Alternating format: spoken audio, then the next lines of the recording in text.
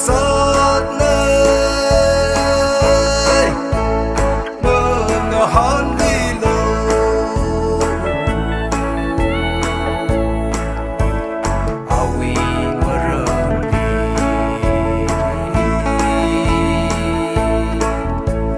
chốt cái giấc nơi mơ ngỡ thiên đi lâu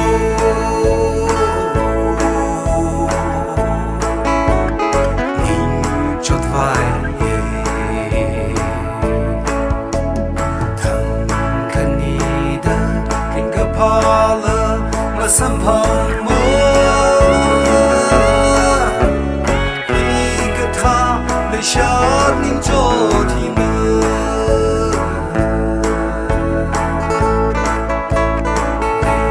cái gì na gặp phong con đỡ than thủy hỏi rơi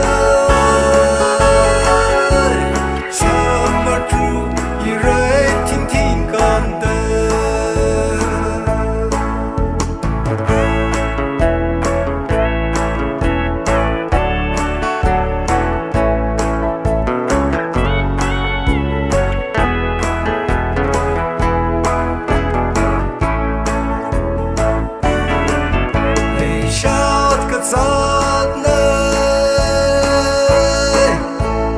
mơ ngỡ hòn đi lâu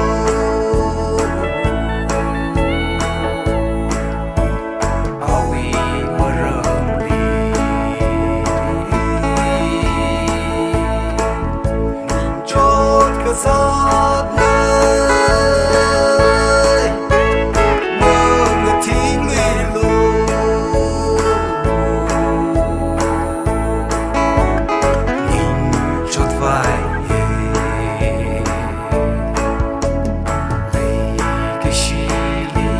sân mơ xa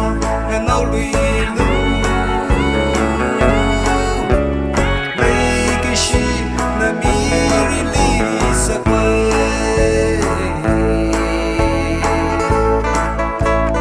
lòng chúng ta hao để chúng ta ya